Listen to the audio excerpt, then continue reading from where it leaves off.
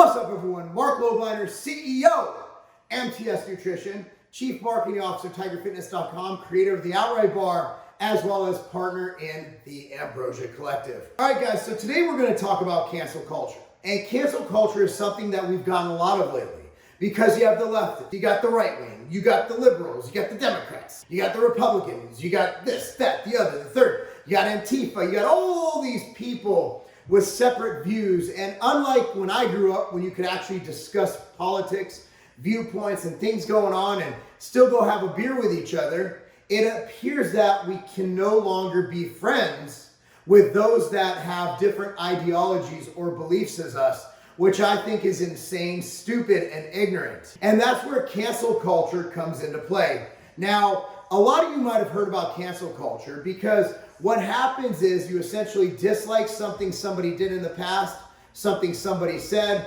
something somebody stands for, so you cancel them.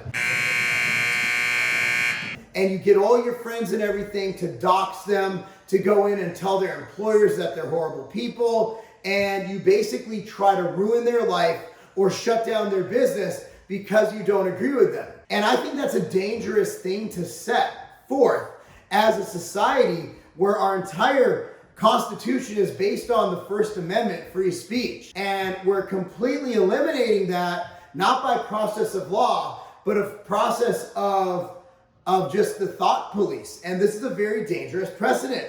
So the first guy I'm going to talk to about, and I tried to cancel it, was Joe Rogan. So Joe Rogan actually got canceled for basically saying that transgender women should not be fighting real women because they have a biological advantage being a former male, okay? Now the problem with that is we have precedent. There was a transgender woman who fought women and literally broke their faces. Men are bigger, stronger, bigger bone structure, and whether your penis lopped off and you go on HRT, it is what it is. I also did a video on the Q angle. So if you have a woman versus a male playing in soccer, I don't care what hormones you take, you still have, so the Q angle, men's hips are like this, women's hips are like this, because women give birth. They have to literally pass up to a 10-pound or more object through their vaginal cavity. Because of that, women have wider hips.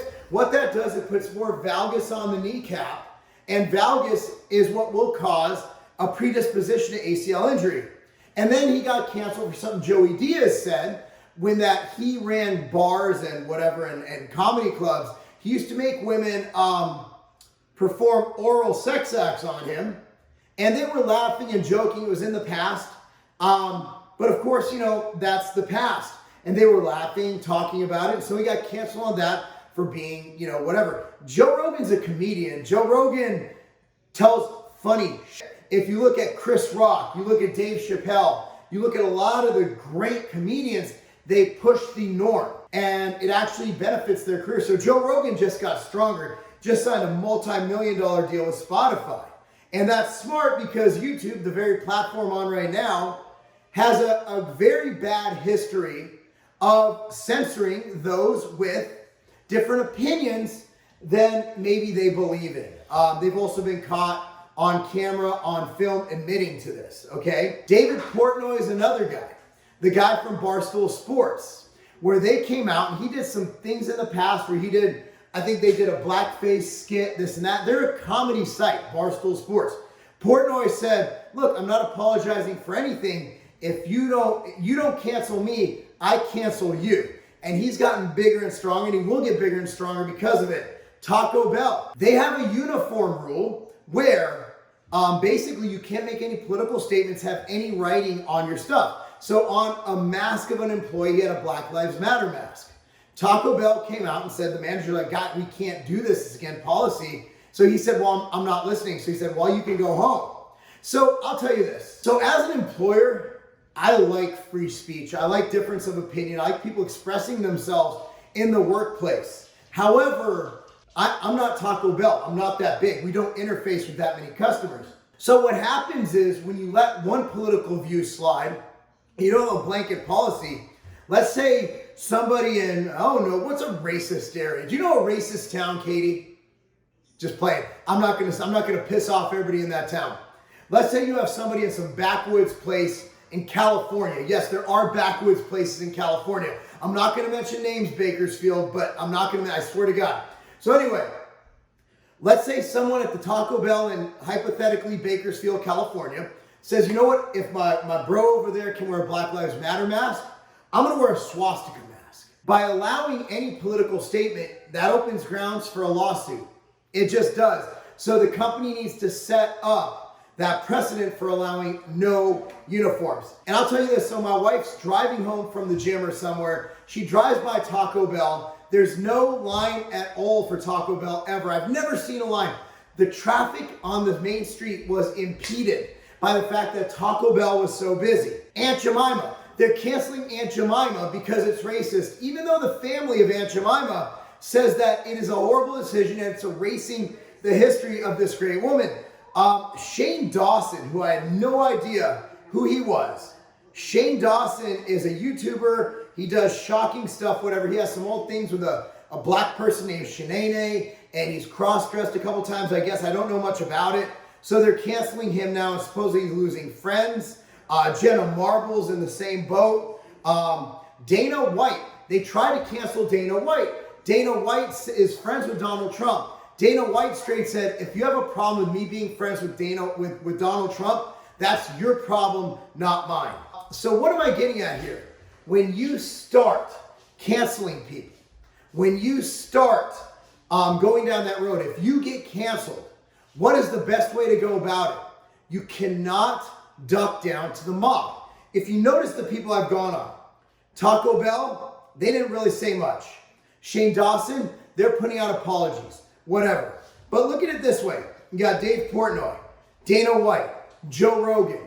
By confronting cancel culture dead on, they essentially stopped it. Once you start bending a knee to whichever side, if you're getting canceled by one side or the other, for example, Yale, the guy who Yale's named after, was not just a slave owner, he was a slave trader. He was the ultimate of douchebags. He literally traded slaves, and this is where all the liberals go, and they all do their social justice warrior stuff. And at the end of the day, they're getting canceled by the right now, because the right is like, well, if the left can do it, we're going to cancel everybody on the left. So, I haven't heard Yale say much about it, but think they'll change the name of the university. It seems like it goes mostly one way. At the end of the day, I think that cancel culture is very dangerous. See, with the First Amendment comes a lot of privileges and a lot of risks. The First Amendment allows us to hear differing views. It allows us to challenge our beliefs. You know what? The First Amendment allowed for people to speak up and say, you know what? Slavery is wrong. Injustice is wrong. This is wrong. That is wrong. So by eliminating the ability of people to come in and the ability of people to have dissent, by having them fear the loss of everything they've worked for, of their companies, of their employment, of everything they've done. What is the bad part about this is once you start canceling opinion, you start canceling change. You start canceling progress. You start canceling essentially the advancement of society.